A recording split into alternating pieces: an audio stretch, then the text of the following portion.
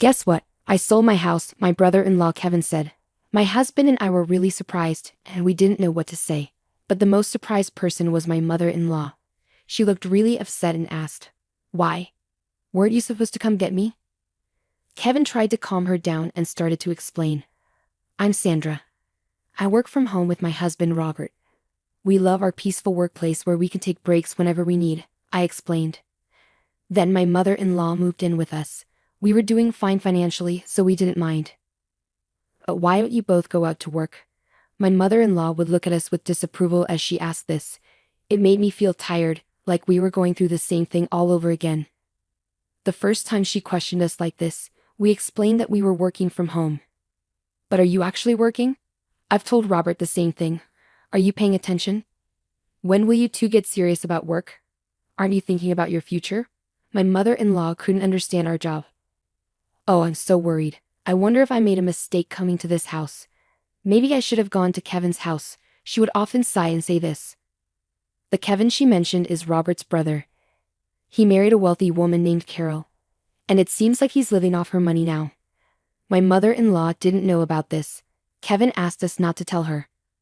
My goodness, Kevin's house isn't small like ours. It's huge, like a castle from another country. Well, I'm thinking of moving to Kevin's house eventually, which will be my new home. My mother-in-law would often say, hoping Kevin would come to take her there. But we knew deep down that Kevin and his wife would never come to get her. You see, Robert once suggested to his brother that their mother could live with him. But Kevin didn't want to live with her. So we ended up living together even though we were criticized for working remotely and called unemployed. We just accepted that's how she is. But then something happened that made it impossible for us to keep putting up with it. Out of nowhere, we got a call from Kevin. "He's coming over this weekend," he said abruptly, then hung up before we could say anything. What do we do now? That guy hasn't changed at all. Robert and I were puzzled. And hearing our talk, my mother-in-law leaned in, looking excited. "He's coming to take me.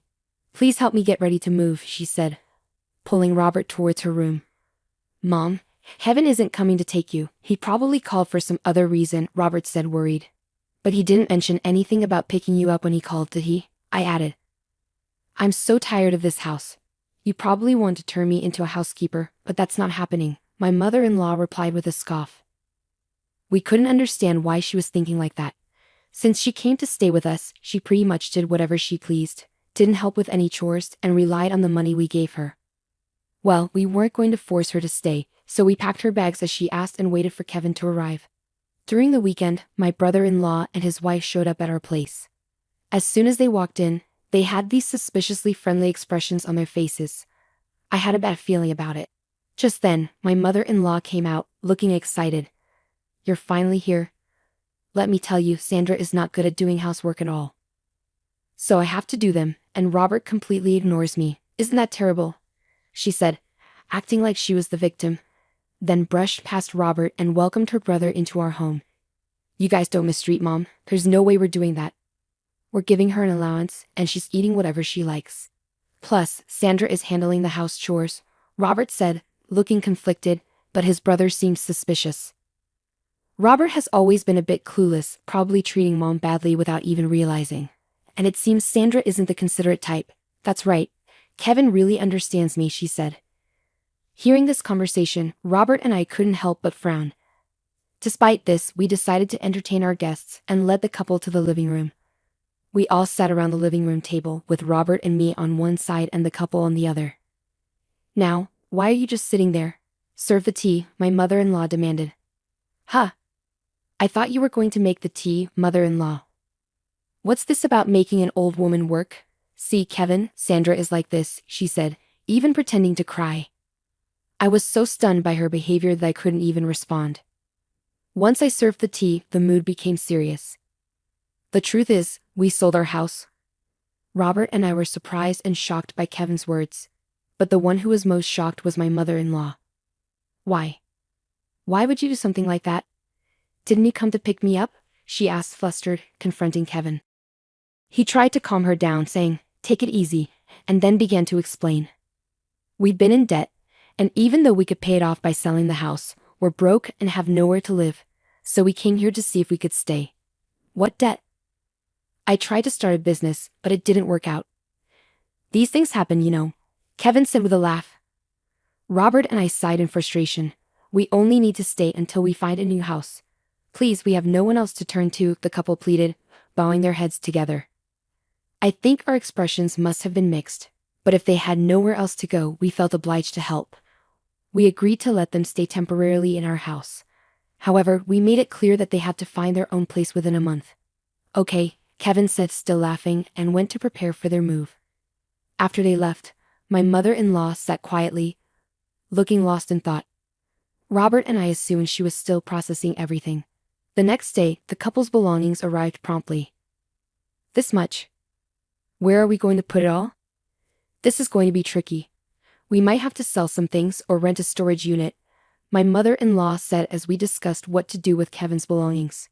Then, out of nowhere, she dropped a bombshell on us. I've been thinking, wouldn't we be more secure in the future if Kevin stays here, so you freeloaders can leave, can't you? My mother-in-law's sudden statement left my husband and me shocked. If you insist, I can tolerate Robert staying, but I don't need a wife who can't do anything. Get a divorce then, Sandra's space can be used for all these packages, my mother-in-law eagerly demanded, looking at my husband for approval. What are you talking about? He reacted, as he usually did, completely surprised. Then my brother-in-law and his wife arrived. My mother-in-law greeted them happily, but I was still shaken by her earlier words. My husband decided to ignore the situation for the moment and asked his brother to deal with the packages. There were more than I expected. Try to reduce the number, rent a storage unit, or sell some if necessary, my husband said. His brother glared at him and said, "What are you talking about? These packages are important. How could I sell them? And what if they get stolen from a locker? What if they get damaged? Are you going to take responsibility, bro?" My husband shook his head at his brother's selfish behavior. This is our house, you know. It's only fair that you endure some inconvenience, right? If you don't like it, find a place to live quickly and leave. But then my mother-in-law shouted, "What are you talking about? Didn't I just say if you two are not happy with Kevin and the rest, you can leave? You're basically freeloaders. You're not needed in this house. Kevin is trying to start a business and all you two do is loaf around the house, doing so-called remote work. You're a nuisance." It was like my mother-in-law was acting as if it were her own house. My husband and I exchanged looks in disbelief. My brother-in-law and his wife were surprised at my mother-in-law's words, but then they started to smirk. "That might not be a bad idea, Mom. It sounds good. It's a hassle to find a new place, so we could stay here. So why don't you sell this house to us, Carol?" My brother-in-law said, "I feel uneasy with you two around, so it would be better if you sold this place to us. And it seems like our mother-in-law agrees with us, so sell this place to us." My husband and I were stunned by their words. "What nonsense are you?" my husband started, but was cut off by my mother-in-law, who smirked. "See, both Kevin and Carol are saying the same thing. So what will you do, Robert? If you're going to divorce, you can stay here." My mother-in-law glared at me triumphantly. I prepared myself to respond, but my husband spoke up first. "Why you get to say whatever you want? Why should Sandra have to leave?" My husband was visibly angry, his voice raised. "Don't raise your voice like that. It's better without a burden around, right?" My mother-in-law retorted.